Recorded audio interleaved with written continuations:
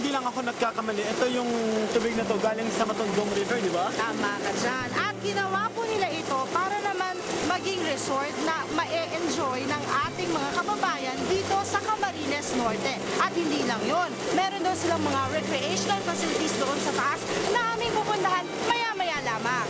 Yay! At kahit ganito lang ang sinagtala, marami nagpupunta rito mula pa sa iba't ibang lugar.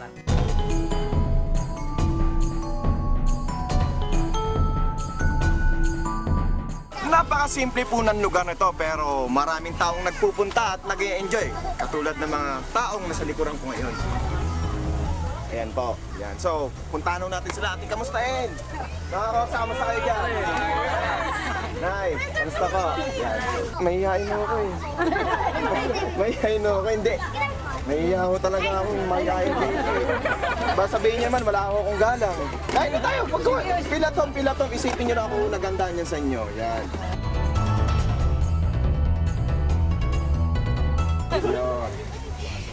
Itikman natin yung luto nila dito. Ano ito? Sinantolan. Okay. May kanin po kayo? May kanin nga po. Humingi pa ng kanin. Nagtigas ng mukha. Di sa susunod na summer, isama nyo na rin ako para makalibre na rin. Ito mo, may patating. Ay, mahihayin ako. Mahihayin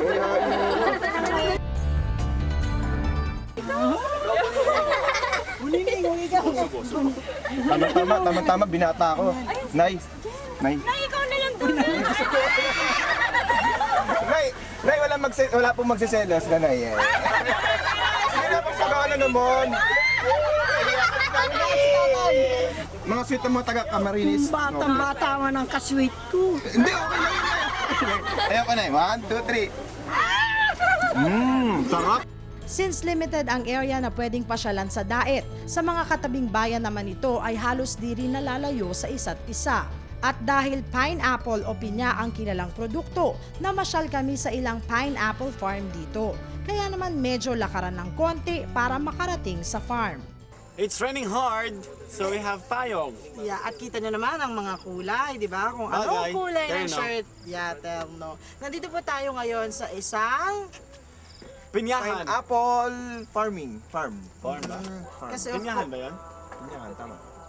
kasi of course, Camarines Norte is known for its pineapples. Oh, and napansin mo ba, 2 days na tayo nandito, hindi pa tayo kumakain ng pinya. So this is the time. Yeah. We need fiber, di ba? Kaya Yeah. magpa-farm tayo. Para saan na fiber? Ng pinya. Para sa mabangong utot. Anti-toxin. Okay, good. Anti-toxin. You are smart! Thank you. Okay. Let's go!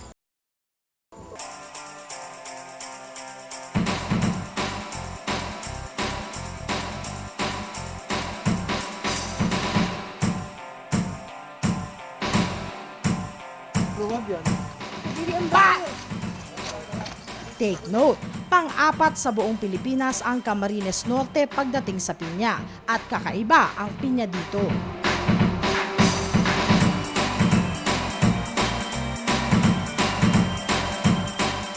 At kasama po natin si Kuya Renaldo Garcia. At kung napapansin niyo lang po, hindi siya nasasaktan eh. Sanay na yan si Kuya. Yeah, pero Kuya, paano ka pwede masanay sa tusok? Sanay na yung katawan namin yan kasi yan na lang ang hanap buhay namin. Ano bang tawag sa inyo? Pinyaho? Pinyana? What? Nagtatanong pinyas. Nagtatanim pinyas. Pinyasero. Pinyasero? Manong sa isang buwan, ilang beses kayo nakakapag-harvest ng pineapple? Ay, na-harvest kami ng pineapple tuwing isang taon at lahat. Mga nakakailan naman. Naantay yung panahon nila para mamunga. So, Paano nyo malalamang hinog na yung pinya? Pag pwede daw na. Pag ganyan na, yung mga burakat ng mata. So ngayon, papakita sa atin ni Manong kung paano kumuha ng pinya. Ay, ganito lang ang Yung pagkain kami na lang ang magpapakita. tadahan! Ano? Kayo na lang magpakita kung paano pagkuha. Ano pala? Tapos paano? alisin yung paan. Yes po. Ganito. Hi, wag po to. Kinain na nga ng hayop ito. Anong hayop? Yung ibon. Ah, ibon. Kasi matamis ito eh.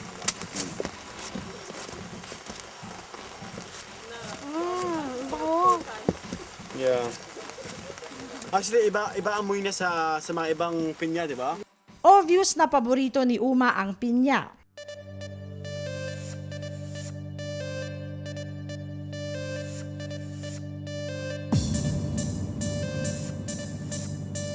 Formosa pineapple meron dito sa Camarines Norte. Maliit siya, pero napakatamis naman. Sarap na. Etong si Uma, sa pagkain ka lang magaling, pero sa pagbabalat ng pinya, ewan ko lang. Okay, I'm giving up. Kuya, ikaw na lang. Kuya, at least marunong ako magpitas, di ba? Dahil si Umak, ayan. Dahil si umano. Kaya ikaw Tutulungan kita ngayon sa pagkain. Ako na magpapakip sa pagkain. Kaya Mas nakuha mo masarap agad. to, I swear. Pineapple din lang ang pinag-uusapan pagdating sa resort, pineapple pa rin. Dahil dito sa Barangay Kalasgasan Daet, matatagpuan ang Pineapple Resort kung saan kami nagstay. Andito tayo ngayon sa Pineapple Island Resort. Okay. Bakit Pineapple Island Resort ang pinangalan nyo? Bakit hindi mango? Bakit hindi coconut? Ay, Something kasi like that. pinopromote ng Diet Camarines Norte ang Formosa. Yun, Sweetest yung pineapple. Okay. in the country. Anyways, ano ba yung madalas yung parokyano rito? Marami kami mga foreigners, mga clientele sa foreigners, tsaka local. Pero mas madalas yata yung... Actually, lalo na sa website, sa internet. Marami. Parehas tayo kinakabahan. Magkano naman yung room rate nyo dito sa Pineapple Island Resort? Yung deluxe? Yung deluxe naman, meron kami family cabin. Good for 6 na yun. Actually, hindi ganun kamahal. Kasi good for 6, 3,500. Ano na yun, the whole day. How about yung Economy cabin. Economy naman rooms. Meron kaming as low as 650. Good for 2. 650. So may mga pagpipilian naman. Okay, yung price nyo ba hindi nagbabago kapag fixed season or alam mo yun pag mahina? Yun yung maganda sa amin kasi fixed yung price namin. Ganda. Hindi kami tumataas pag Mana fixed. pala sa amo. Okay. Imbitahan naman natin yung mga taga-TFC na mga babakasyon dito or mga Pilipinong papasyal sa Daet. Yan. Okay, so sa lahat sa inyo dyan ng mga nanonood, try naman yung Diet Camarines Norte. Meron ko po kaming i-offer ng kakaiba pong resort. Meron po kami mga state-of-the-art swimming pools. Meron po Yes. kami mga big slides. Tapos marami pong pineapple dito. Pinya, Formosa. Ang dami dyan. Ayun. Pwede po rin kami sa weddings, nag-cater din po kami. Yun, at saka sa mga reunions, what else? Seminars, yun. I think babalik ako rito, Shilu. Ay, sana. Nice meeting you. Nice meeting you. Yeah. Thank you.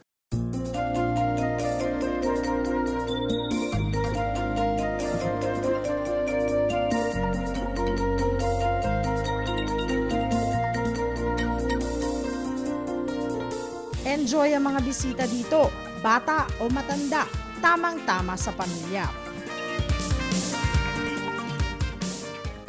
Pangkos Beach, kung saan dito po yung tinaguriang surfing area ng mga taga Camarines Norte. Kaya welcome dito guys, trippers! Woo! No way. No way. I'm living without you. Paano sumabak ang mga trippers sa Pinyasan Festival at iba pang produktong galing sa pinya?